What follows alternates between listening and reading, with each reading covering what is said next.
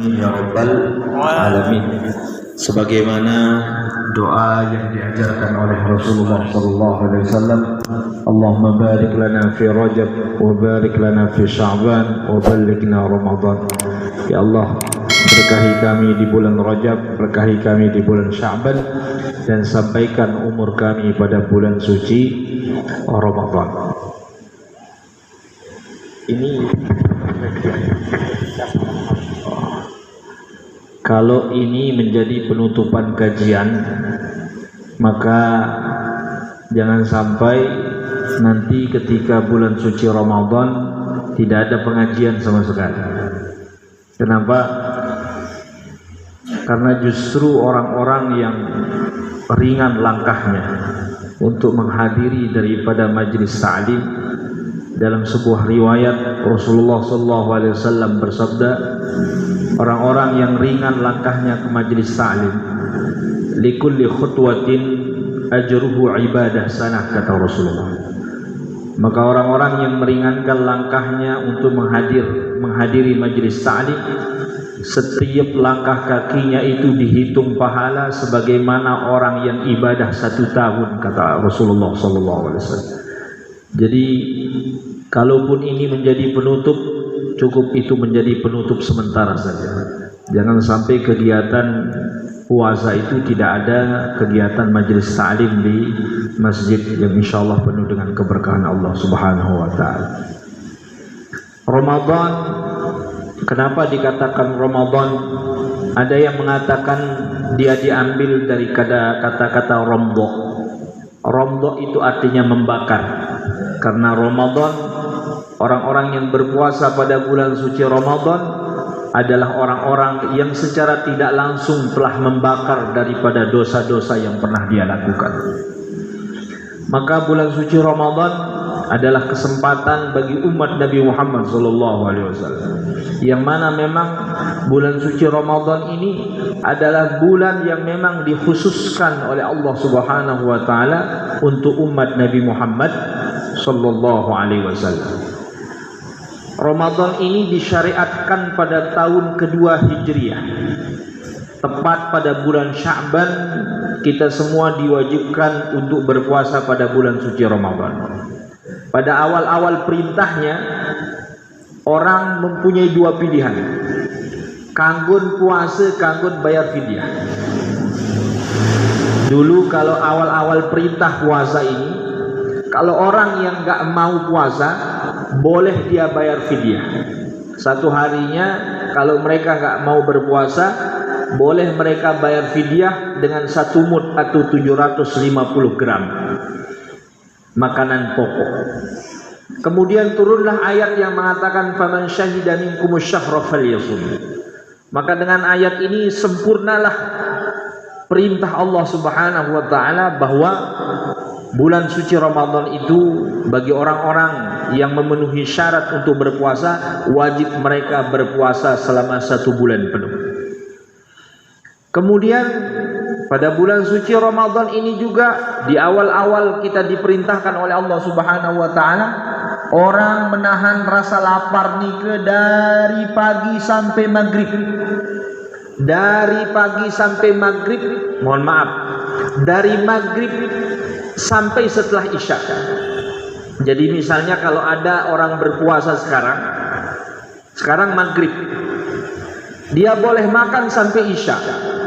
Setelah isya dia harus berpuasa sampai maghrib selanjutnya. Kemudian syaratnya dia boleh makan apabila dia tidak pernah tidur sepanjang maghrib dan isya itu. Jarin menuah mau tedem diganggu malik bekelor berdahat. Bayangkan misal menara dengan keterman dengan sedikman maghrib bedai kaki maghrib ngasih-ngasih pertengahan maghrib, maka dari situ dia udah gak boleh makan. Artinya 1 hari full dia harus berpuasa. Itu terjadi pada awal-awal kita diperintahkan untuk berpuasa. Tapi kemudian Allah Subhanahu wa taala meringankan daripada umat Nabi Muhammad SAW, maka dimulailah puasa tersebut min tulu'il fajr, dari terbitnya dari fajar ila ghurubi syamsi, sampai terbenamnya matahari. Ini adalah proses-proses kita diperintahkan, fase-fase kita diperintahkan untuk berpuasa oleh Allah Subhanahu wa taala melalui lisan Nabi Muhammad sallallahu alaihi wasallam. Kemudian puasa ini kenapa menjadi sesuatu yang spesial bagi umat Nabi Muhammad sallallahu alaihi wasallam? Salah satu hikmahnya adalah untuk menutupi daripada sedikitnya umurnya umat Nabi Muhammad SAW, untuk menutupi daripada sedikitnya umurnya umat Nabi Muhammad SAW. Secara umum umur de umat Nabi Muhammad niki pira aja? Paling 70. Paling tua 70. Jarang salah belangan niki. Mun umat-umat lain ya pilu-pilu. Sehingga secara ibadah umat-umat dahulu itu lebih banyak ibadahnya. Tapi kemudian walaupun kita pendek umurnya umat Nabi Muhammad SAW, kita dikhususkan dengan bulan suci Ramadan ini untuk mengejar, bahkan melebihi daripada ketertinggalan ibadah kita dengan umat-umat terdahulu. Sehingga ketika bulan suci Ramadan, orang yang mengerjakan sunnah pahalanya seperti orang yang mengerjakan wajib di luar bulan suci Ramadan. Salat sunnah qabliyah, salat sunnah ba'diyah baru niki setelah maghrib itu sama pahalanya ketika pelungguh. Salat sunnah ba'diyah yang pelungguh kerjakan pada bulan suci Ramadan itu sama pahalanya dengan salat maghrib yang fardu di luar daripada bulan suci Ramadan. Kemudian orang-orang yang mengerjakan yang perkara yang wajib pada bulan suci Ramadan dilipatkan pahalanya sampai 70 kali lipat di luar daripada ibadah yang dilakukan pada bulan suci Ramadan.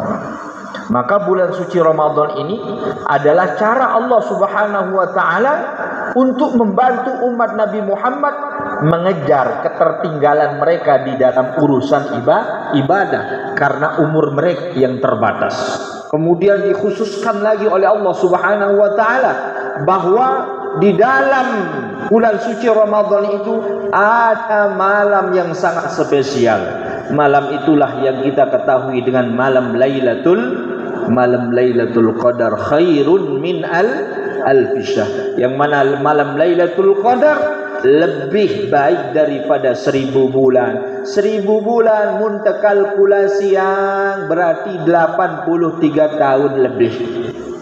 Seandainya mungkin pelungguh senamian setiap bulan suci Ramadan berdait kecil Lailatul Qadar misalnya, berarti sekali doang berdait ni ke berarti sudah menutupi yang kita lakukan itu.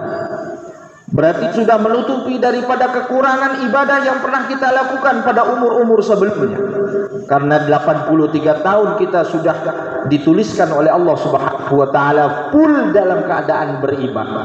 Kemudian Malik tahun berikutnya bedai Malik yang Lailatul Qadar. Berarti balut telu kan tambah balut telu pira? 83 tambah 83 berapa?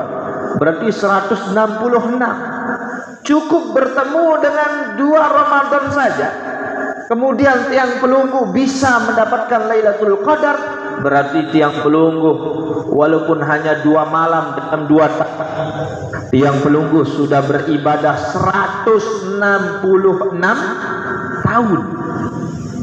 Misal mun balik 4 tahun berturut-turut berdasar kecil Lailatul Qadar, berarti pira? 166 tambah 166 pira? 320-an tahun. Masya Allah.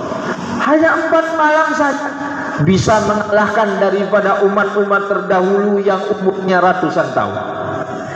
Begitulah cara Allah Subhanahu wa taala membuat atau menjadikan umat Nabi Muhammad sallallahu alaihi wasallam ini menjadi umat yang spesifik, menjadi umat yang lebih unggul daripada umat-umat yang lainnya.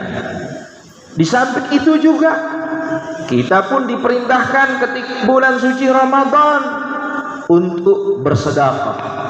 Sedekah yang sunnah yang dikerjakan pada bulan suci Ramadan pada pahala kanca dengan sak bersedekah wajib alias zakat pada di luar bulan suci Ramadan. Sampai-sampai Rasulullah SAW mengatakan, man fattara sha'iman kana lahu 'idq raqabah wa maghfiratan li dzunubihi atau kama qala sallallahu. Hai sak beng dengan berbuka. Oleh deriki arak dik terbuka isi dengan berbuka. Pakalik ada di sini pakalik. Arak dong, masya Allah. Kalau ada sampai tetap ada yang nyumbang luar biasa. Kata Rasulullah, siapa orang yang memberikan orang lain berbuka puasa, maka dua yang akan mereka dapatkan. Apa itu? Pertama, kana lahu 'idqu raqabah. Pahalanya seperti orang yang memerdekakan budak. Orang yang memerdekakan budak, jaminannya apa? Jaminannya adalah mereka sudah melepaskan dirinya, memerdekakan dirinya daripada api nerakanya Allah Subhanahu wa taala. Kemudian yang kedua apa yang akan mereka dapatkan? Wa maghfiratan li dzunubi. Dan itu yang akan menjadi sebab daripada diampuni daripada dosa-dosanya di hadapan Allah Subhanahu wa taala. Maka para sahabat bertanya, ya Rasulullah, dit selapuang itu pada niki bau yak beng dengan berbuka ya Rasulullah. Karena rasa luwe angkepeng, rasa sekedi angkepeng, rasa sugih, rasa miskinan. Nenten selapuang itu pada niki bisa mampu memberikan orang berbuka puasa ya Rasulullah sallallahu alaihi wasallam. Maka kata Rasulullah apa? Allah akan memberikan pahala itu walaupun bagi dengan sak beng berbuka, walaupun dengan seteguk air susu. Seteguk susu cukup kelak kuning sekali, itu pasti masih pahala. Seandainya seteguk susu walaupun dengan sebiji kurma. Diharap masih sebiji kurma au syarabat ma'in, atau dengan segelas air. Diharap masih segelas air, kelewatan lalu segera diharap segelas air lalu segera harap dengan ending isi berbuka harap segelas air diharap. Walaupun orang nggak harus, misal nggak mampu dia beli jajan di Melisa atau Napiara Sasekia Mirasa, cukup dengan satu buah kurma, itu pahalanya adalah seperti orang yang memerdekakan budak, dan itu bisa menjadi jaminan diampuni dosanya. Lagu ndak jadi alasan jamaah umum menujak kurma doang bemai sire mai jajan sire beli pahala, sire mai jajan sire beli pahala. Orang menujak kurma bebeliang ini makmur tu dia wah jadi pahala. Sire mai jajan sire beli pahala. Sampai-sampai Rasulullah juga mengatakan dalam sebuah riwayat, man ashba'a sha'iman kana lahu maghfiratan li dzunubihi wa saqahu Allah taala min haudi la yazma'u hatta yadkhul al-jannah, atau kama qala sallallahu alaihi wasallam. Hai sabeng dengan puasa ni ke besoh. Siapa orang yang membuat orang puasa itu besoh, misal semama debeng de besoh, anak desa puasa beng de besoh, apalagi naikkan jaja beng dengan besoh. Terutama ni mau bedrus kan, pada bedrus harap naikkan jaja ni harus besoh-besoh dengan. Cuma tiang saranin, kalau naikin jajan itu, kalau ngasih jajan ndak beng dengan salung dimenuh jadi salun nulik balik ni beng dengan harus tiara sisa taika menuju masjid tu ni. Jangan begitu. Mana yang terbaik, kasih yang terbaik. Kenapa? Man ashba'a sha'iman, kata Rasul, siapa orang yang membuat orang yang berpuasa itu kenyang. Nah, ibu-ibu nih menjalankan puasa nih ke mai-mai entan meriak, ada yang sak pacu entan nanti bersuap semama. Cuma memang kadang resiko mun mai angkanduk baris biasa kelepengan mun nabi mun terawih susah baris mun besohang lalu ngantok doang gawe. Orang yang membuat orang lain itu kenyang ketika dalam keadaan berpuasa, maka kata Rasulullah itu akan menjadi jaminan diampuni dosanya. Kemudian Rasulullah mengatakan wasaqahullah, dan Allah Subhanahu wa taala akan memberikan mereka minum min haudi, dari telagaku, kata Rasulullah sallallahu alaihi wasallam, la yazmau hatta yadkhulal jannah, yang mana saya nginam langan telaga Kausar kemendikan Rasulullah, maka dia tidak akan pernah haus dalam perjalanannya sebelum dia penentuan antara surga dan neraka, hatta yadkhulal jannah, sampai dia masuk surga enggak pernah dia haus sama sekali. Maka ini kelebihan-kelebihan, keutamaan-keutamaan yang perlu tiang pelungguh tahu. Bagaimana Allah Subhanahu wa taala membuat bulan suci Ramadan itu adalah bulan yang paling spesial bagi umat Nabi Muhammad sallallahu alaihi wasallam. Sampai-sampai juga Rasulullah sallallahu alaihi wasallam mengatakan sumtus shaim tasbih. Diamnya orang yang berpuasa itu tasbih.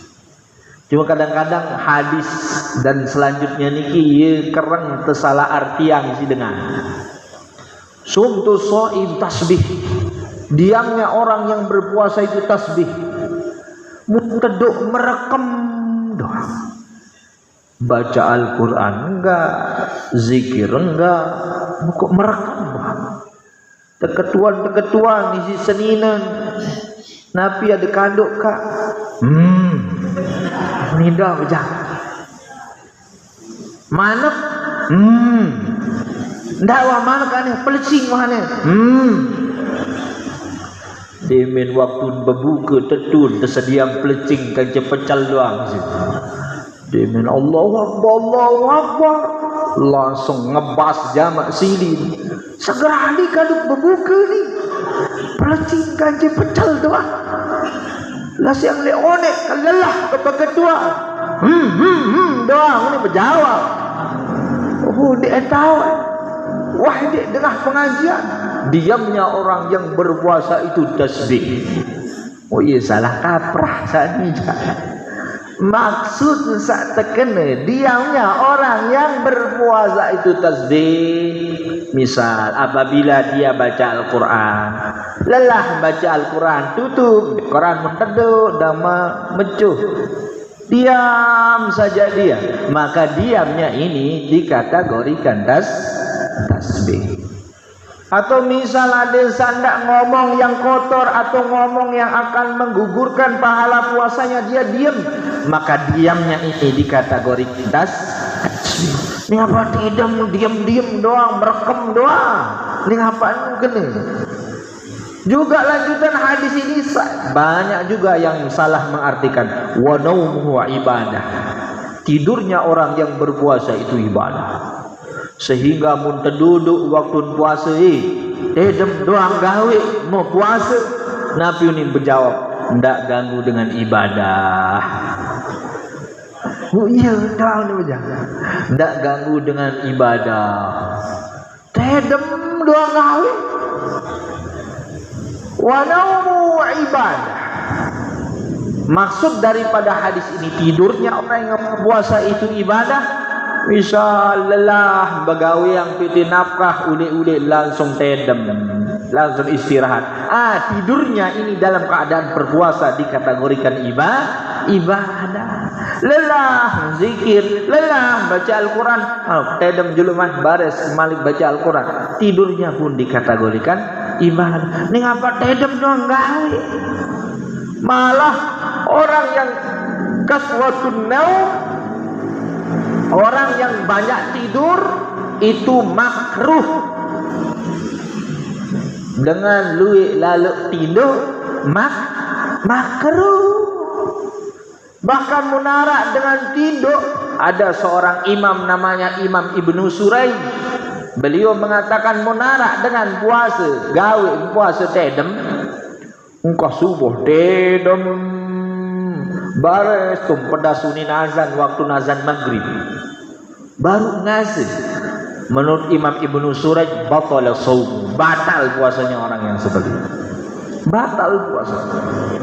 Kalau orang itu tidur seharian, maka maksudnya walau ibadah tidurnya orang yang berpuasa itu ibadah di sini adalah tidurnya mereka setelah melakukan ibadah yang lainnya.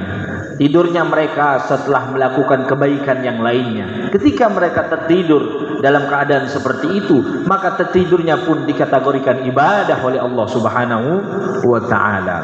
Kemudian Rasulullah SAW mengatakan wa du'a'uhu mustajab. Doanya orang yang berpuasa itu mustajab. Mustajab. Maka kalau kita lagi berpuasa, terutama ketika kondisi kita berpuasa, dari terbitnya fajar sampai sebelum terbenamnya matahari, maka di situ kita perbanyak berdoa, karena doanya orang yang berpuasa mustajab di hadapan Allah Subhanahu wa taala. Wa amaluhu mudha'af, dan semua amal kebaikan yang dilakukan dilipat gandakan oleh Allah Subhanahu wa taala. Akan tetapi yang perlu menjadi catatan penting bapak-bapak, ibu-ibu, hadirin hadirat jamaah yang dirahmati Allah Subhanahu wa taala. Jangan sampai tiang pelungguh termasuk daripada orang-orang yang disabdakan oleh Rasulullah sallallahu alaihi wasallam yang mengatakan kam min siyamin laisa min siyami illa al-ju' wal 'atas. Berapa banyak orang yang berpuasa yang mana dia hanya mendapatkan daripada puasa itu hanya rasa raus dan lapar. Lapah kanci bedak doang mau. Tetapi pahala tidak dia dapat apa-apa di hadapan Allah. Karena itulah para ulama di dalam fikih membagi hal-hal yang membatalkan. Ada yang membatalkan puasa, ada yang membatalkan pahala puasa. Yang membatalkan puasa dan pahala puasa namanya mufattirat. Yang membatalkan pahala puasa walaupun puasanya sah namanya muhbitat. Banyak orang yang mampu mengerjakan mufattirat, tetapi mereka jarang yang lolos di muhbitat. Bisa nahan lapar, bisa nahan haus, bisa lagu rausin dengan paling lancar. Iya. Nahan haus bisa, nahan lapar bisa, lagu munfitnah dengan paling jago. Nahan lapar bisa, nahan haus bisa, lagu tuh lain ngabuburit, belain mall, bedait kan cewek-cewek sak kekurangan pakaian, sak mahalan impeng manak daripada impeng nia munia puruk-puruk biar ni puruk-puruk biar ni deman kaku jauh-jauh ke mall ni kemesik penuh dengan engas nu lelang lapah pun. Ini orang-orang yang telah gugur pahala puasanya di hadapan Allah. Betul dia tidak makan, betul dia tidak minum, tetapi kelak di hadapan Allah apa yang akan dia tagih? Apa yang akan menjadi, apakah puasanya bisa menjadi pertolongan bagi dirinya, syafaat bagi dirinya? Jangan harap apa-apa. Jangan harap apa-apa. Maka orang-orang yang gugur pahala puasanya adalah orang-orang yang suka gibah. Nah, piara gibah rausin dengan mas meton tilai puruk-puruk bian. Puruk-puruk bian nongkrong oleh buk-buk puruk-puruk bian. Arak yang cerita menitah kayak bian dia uni sak begejoh kaje senina. Ia bersiang jaga ruan segera. Wah, tutu lain. Ini orang pahala puasanya gugur. Hanya lapar saja yang dia dapatkan. Kemudian orang yang namimah. Apa itu namimah? Orang yang suka adu domba dengan sesuka fitnah dengan. Kemudian al-kadzib, dengan salakah. Walaupun dia menahan rasa lapar dan haus, tapi dia bohong, batal pahala puasa. Kemudian orang al-yaminul kadzib, orang yang suka sumpah palsu. Demen napi jangken puasa sekedip-kedip banikah haram sebentar. Iya. Banikah haram sebentar. Nane jak pelecing kanduk padahal bebalong kanduk. Ini gugur pahala puasa. Maksudnya adik sadik meletan batur tetap maran lekah kara. Tetap aran sumpah palsu samaran. Kemudian qauluz zur wal amalu bih. Orang yang berkata kotor, girang nyumpah. Ketika dia berpuasa nyumpah, gugur pahala puasanya. Maka ini perlu tiang pelungguh pahami. Tiang pelungguh pahami supaya jangan sampai kita berhasil menahan daripada haus, berhasil menahan daripada lapar, tetapi tidak dikategorikan pahala apa-apa oleh Allah Subhanahu wa ta'ala. A'ifus siyam, kata Rasulullah, fa inna siyam laisa minat ta'am wala minas syarab walakinna siyam minal ma'asi, kama qala sallallahu. Muliakanlah bulan puasa, kata Rasulullah, karena yang namanya puasa bukan hanya kamu bisa menahan rasa haus dan rasa lapar, akan tetapi puasa itu ketika kamu juga bisa menahan untuk tidak bermaksiat kepada Allah Subhanahu wa ta'ala. Nah, ini kisah pun hebat. Atau lanjut. Tiang minta dah. Tiang yang minta. Karena tiang tadi terlambat, jadi tiang lanjut saja. Maka niki perlu menjadi kehati-hatian tiang pelunggusan. Orang yang diberikan kesempatan untuk hidup sampai bertemu dengan bulan suci Ramadan, pada dasarnya adalah mereka orang-orang yang menjadi pilihannya Allah Subhanahu wa ta'ala. Orang-orang yang betul-betul dikehendaki kebaikan oleh Allah Subhanahu wa ta'ala.